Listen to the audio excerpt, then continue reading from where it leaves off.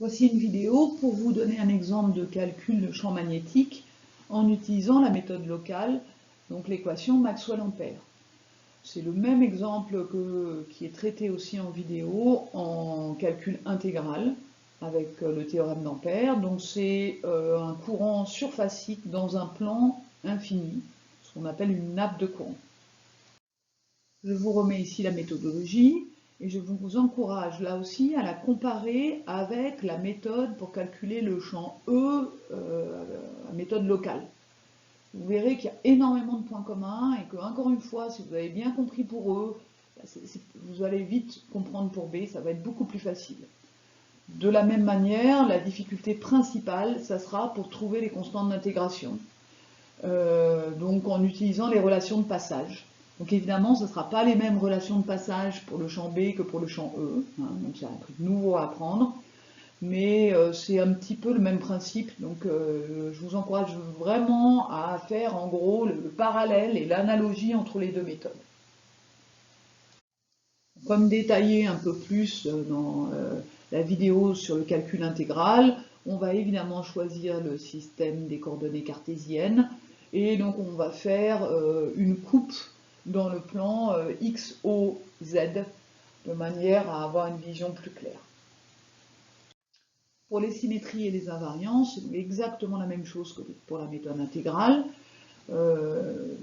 Souvenez-vous, simplement, un plan de symétrie des courants, c'est un plan d'antisymétrie pour B, et donc permet directement de trouver la direction de B qui est perpendiculaire à ce plan. C'est donc très efficace si vous trouvez directement un plan de symétrie des courants, ce qui est le cas ici pour le plan MEYZ. Vous savez donc que le champ B va être collinéaire au vecteur UX. Pour les invariances, c'est très facile, on voit bien que le champ B ne peut dépendre que de la variable Z parce que la distribution de courant ne dépend que de la variable Z. Nous utiliserons là aussi, même avec la méthode locale, plus tard, le fait que le plan OXY est un plan de symétrie des courants. Il ne nous a d'aucune utilité pour trouver la direction du champ au point M, puisque M n'appartient pas à ce plan, mais il va nous être utile plus tard dans la méthode locale. Alors, on écrit donc l'équation de Maxwell-Ampère en statique. Donc en statique, ça veut dire que la distribution des courants est indépendante du temps. Donc par invariance, les champs vont être aussi indépendants du temps. Donc du coup, l'équation de Maxwell-Ampère se simplifie, il n'y a pas de terme en d rond E sur d rond T qui complique un peu cette équation. Donc c'est simplement rotationnel de B égale mu 0J.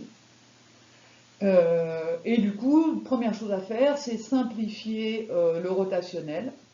Bon, en coordonnées cartésiennes, c'est pas très difficile, mais enfin quand même, il faut se concentrer un petit peu. Et ici, on sait que le champ B ne dépend que de Z et est sur la coordonnée X. Du coup, le rotationnel de B, c'est simplement la dérivée de B par rapport à Z, et ça sera un rotationnel sur EY.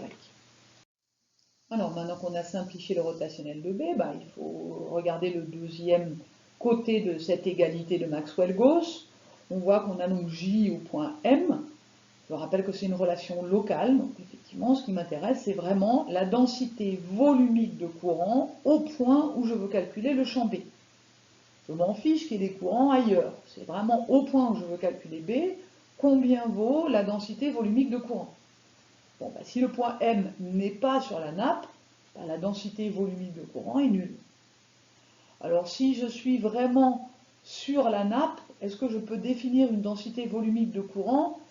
C'est compliqué parce que comme ma nappe elle est infiniment fine, ça veut dire que j'ai une densité de courant volumique infiniment grande.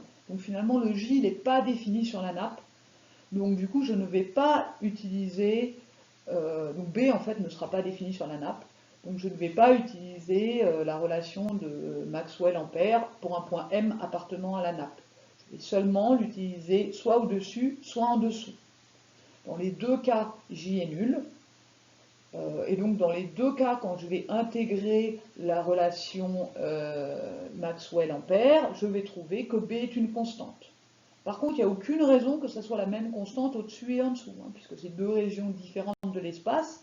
Donc oui, le champ B est constant dans ces deux régions, Mais a priori, il n'y a aucune raison que ça soit la même constante. En fait, comme on l'a vu en faisant l'étude des symétries, comme le plan OXY est un plan de symétrie des courants, donc un plan d'antisymétrie du champ B, et que B est sur X, donc dessinez votre B, s'il est antisymétrique entre le haut et le bas, ça veut dire que forcément, le champ B en bas est l'opposé du champ B en haut. Donc ça veut dire que forcément, mes deux constantes sont opposées entre la région 1 et la région 2.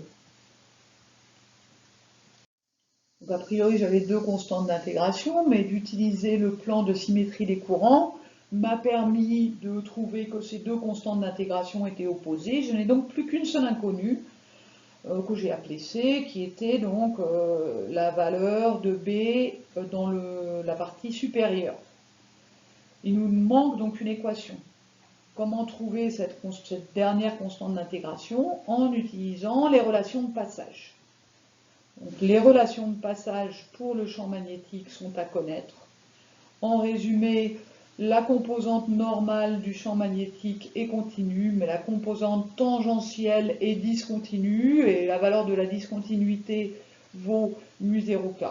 D'accord? Si on veut écrire la relation de passage plus rigoureusement, plus mathématiquement, on peut dire que le produit vectoriel entre la normale à la surface allant de la région 1 à la région 2, le produit vectoriel avec B2 moins B1, c'est mu0k. Vous avez une expression très mathématique, et donc qui peut être utile pour certains d'entre vous. Et du coup, je vais utiliser cette relation de passage pour trouver la constante. La première chose que je vous conseille de faire, c'est d'indiquer qu'est-ce que vous appelez la région 1 et la région 2. Je m'en fiche, mais si vous ne me le dites pas, je ne vais pas réussir à suivre ce que vous faites. Donc moi, je décide d'appeler la région 1 le dessous, la région 2 le dessus. Ce qui fait que ma normale qui va de 1 vers 2, c'est tout simplement UZ. D'accord? Du coup, mon champ B2, c'est le champ juste au-dessus de la surface.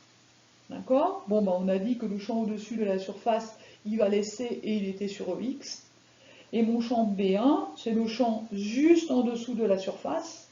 Bon, on a vu que le champ B1, c'était moins C, EX. Quand j'utilise maintenant ma relation de passage, je vais donc trouver que 2C égale mu0k. Je vais donc retrouver que C, donc le champ qui est constant au-dessus de ma nappe, vaut donc mu0k sur 2 fois vecteur X. Comme d'habitude, on ne s'arrête pas là, on vérifie l'homogénéité. Donc je rappelle que le théorème d'Ampère vous dit qu'un champ magnétique fois une longueur est égal à mu fois une intensité. Donc on vérifie, effectivement, c'est bien homogène. Et donc ça, comme pour la formule intégrale, vous pouvez être éventuellement surpris de voir que finalement le champ B ne dépend pas de Z, alors que a priori la distribution du courant en dépendait, donc on pouvait imaginer que B dépendrait de Z. Non. Alors pourquoi? C'est parce que, rappelez-vous, c'est un plan infini, ce qui est quelque chose qui n'existe pas évidemment. Dans la vraie vie, évidemment que le plan va être fini et que du coup, si vous vous mettez suffisamment loin, le champ B va être très petit, va diminuer. Par contre, si vous supposez que le plan est infini, même si vous vous mettez très loin, vous voyez toujours finalement une même surface en face de vos yeux. Donc quelle que soit la distance à laquelle vous êtes, vous voyez finalement la même quantité de courant. Et du coup, c'est une explication un peu avec les mains, pas très rigoureuse, du fait qu'il ne faut pas être trop surpris de voir que le champ magnétique, finalement, ne dépend pas de la distance à mon plan infini. Je finis comme d'habitude avec les erreurs fréquentes. Donc, le plus difficile, comme on l'a dit dans la méthode locale, c'est toujours de trouver les constantes d'intégration avec les relations de passage. Donc d'une part, il faut avoir assez d'équations, donc c'est vrai qu'en général, en plus de la relation de passage, il faut utiliser les symétries pour connaître soit le champ d'un point, soit une relation entre deux zones, comme c'était le cas ici, par exemple, la relation entre le dessus et le dessous. Après, la relation de passage, il ne faut pas oublier qu'il faut l'écrire sur la surface. Donc mon exemple, mon exercice, là, pour ça, ne met pas cette difficulté en valeur.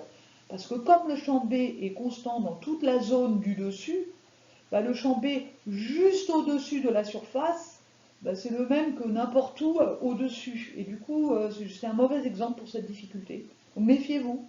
Dans un autre exemple, il faudra bien prendre le champ juste d'un côté ou de l'autre de la surface, et pas n'importe où dans la région d'un côté ou de l'autre de la surface. Pour une distribution volumique des courants, donc pour un J, le champ B est continu, donc c'est plus facile. Par contre, si vous avez une distribution surfacique, ben, cette relation de passage est quand même assez compliquée à écrire proprement, donc c'est vraiment quelque chose de nouveau à apprendre. Donc vérifiez que vous savez écrire proprement la relation de passage du champ magnétique aussi.